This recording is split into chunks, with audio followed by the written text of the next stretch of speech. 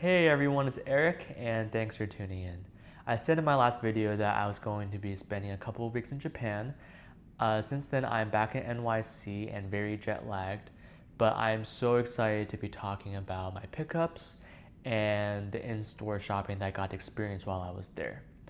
My next couple of videos will be talking about my experience in Japan, but more specifically, I want to do a deep dive into some of the brands that I got to experience and really enjoy. In Japan, they have a lot of actual stores rather than stockists, and it's a lot more cohesive when the environment is specifically geared towards that brand. And today I'm going to be talking about Paraboot. Let's get into it. When I initially planned out my Japan trip, I knew I wanted to go to the Paraboot store, but I actually wasn't planning on buying leather shoes there.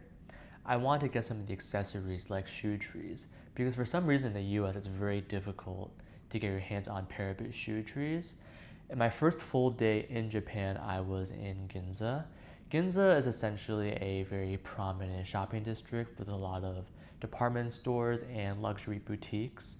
And there was a Paraboot store in the mall called Ginza 6.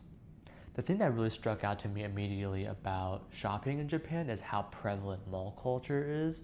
It's very different from the US. There's a lot of people at the mall, and I would never expect there to be a Paraboot store in a mall, but that's just how it was. Very interesting. You might find it a little funny that I'm talking about a French brand first, but Paraboot itself is actually pretty ingrained in the culture of Japan, I would say. They're very well known for the city boy aesthetic with the Avoria and the Michaels and the Chambords.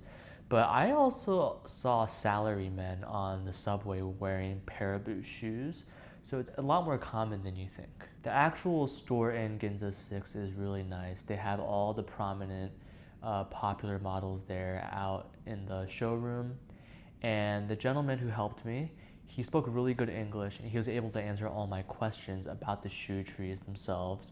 If you remember my very first video, it was a review of the Paraboot Avoria, and I was looking to buy some shoe trees for those. It was a very smooth experience, and that mall at Ginza 6 also does tax refund, so it's really nice to save a couple of yen also.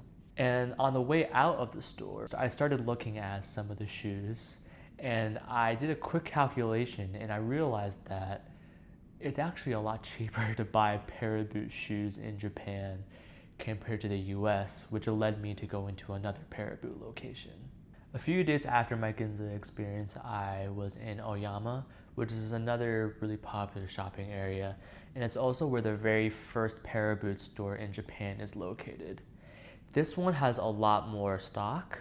The showroom itself is a lot smaller compared to Ginza, but this location had a second floor, which we were not allowed to go up to, but I presume is full of stock, whereas the Ginza one just had a back closet where it was piled literally up to the ceiling in shoes. And I told them that I was looking for some Paraboot shoes, and they really go the extra mile with the customer service. They sat me down, they measured my foot size, and they even helped me lace up and take off the Paraboots, which I tried on, which they definitely did not need to do. I want to preface this by saying that you should definitely not follow my sizing recommendations for Paraboots, because I have flatter feet, which means that I have a pretty low instep. I initially wanted to get the popular models like the Chambords and the Michaels, and I had the assumption that my sizing would be almost identical to my Avoria, which is a UK 8. However, when I did try on the Michaels and the Chambords, there was a lot of wobbling vertically up and down when I was walking. That's because of the low instep, and the models I just mentioned are a lot chunkier and not good for people with flatter feet.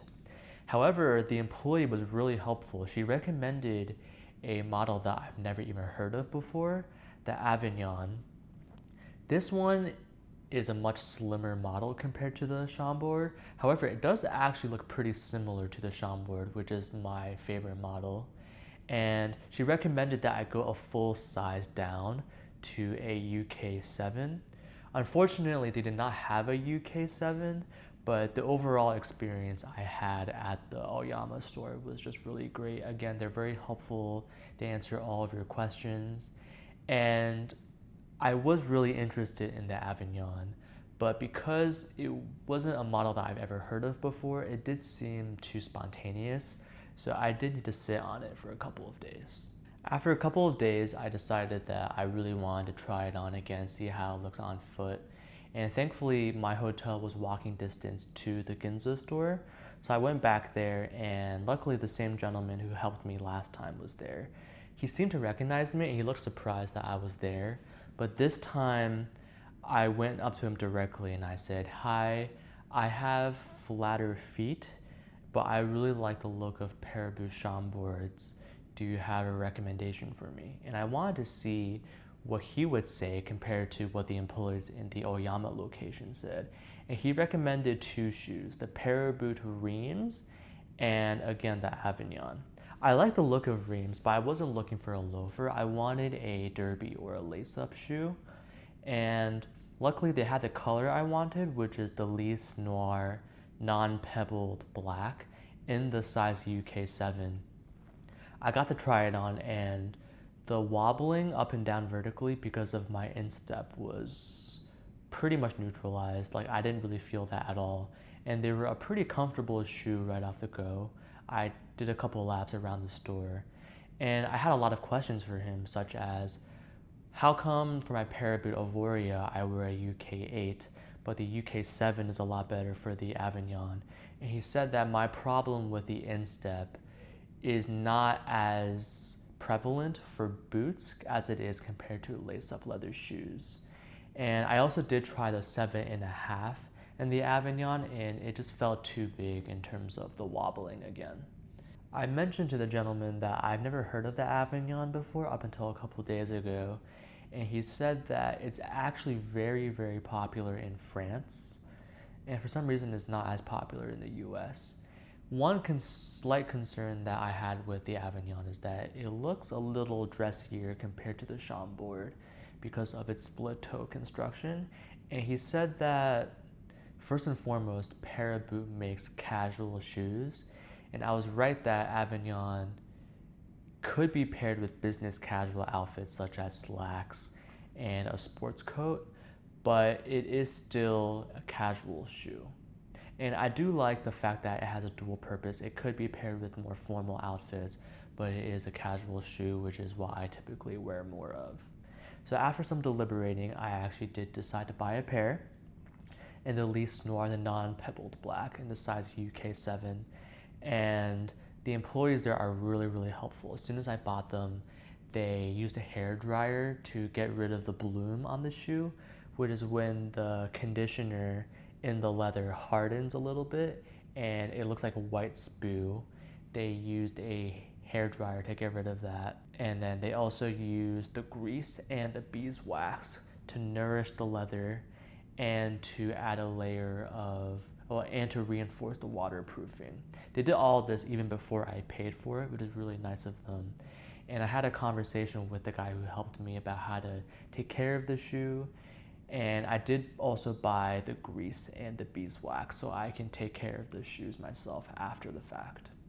A really nice personal touch that I didn't even notice until after I got home and opened the shoebox is there's actually a little authentication card signed by the employee who helped you, and it also includes the date that you bought the shoes, which is a really nice personable touch. Now let's talk a little more about the shoes themselves. Again, it has that split toe construction, which keeps it a little dressier, but also casual enough to wear with wide trousers and jeans, for example. It has the 5 eyelet Oxford lacing and also pretty classic Paraboot details like the vulcanized rubber soles and the Norwegian welt lining. I like that it has a slimmer silhouette for low instep, but the Norwegian welt keeps it slightly chunkier and also makes it easily resolable. One thing that's really cool about Japanese Paraboot stores is that you can bring your Paraboots to any location and they can make repairs for you, like resoling. It's much harder in the US because there are no direct Paraboot stores. However, I do know of a boutique shop in Massachusetts, similar to Drake's a little bit, but they are a partner of Paraboot, and they can do resoling for you, so I do have that. It's a little different in the Chambord because the Avignon uses a latex sole, from my understanding, which is more flexible and more comfortable for my flat foot. One thing I really like about the leather in the Avignon itself is that it requires very little break-in. When I tried it on, I did a little bit of walking around. It was already very comfortable, and I expect that it'll become even more comfortable as it breaks in. But overall, I'm really excited about this purchase. In terms of price, after the yen to USD conversion and the tax-free, I spent a little under $600, which, if you know Paraboot pricing in the US, is much cheaper than you can get. That was my experience with the brand Paraboot in Japan, talking to some of the employees and visiting 2 of their direct stores. I gained a much deeper appreciation for the brand. I kind of initially thought it was mostly just Avoria, Michael's, and Chambords, but they have a whole selection of really high quality leather shoes. And if I ever go back to Japan or even France, I might buy another pair. There will be more videos in the future talking about other brands and my other pickups from Japan, so stay tuned for that. Please like the video and subscribe to the channel as it really helps. Thanks again for watching and have a wonderful day.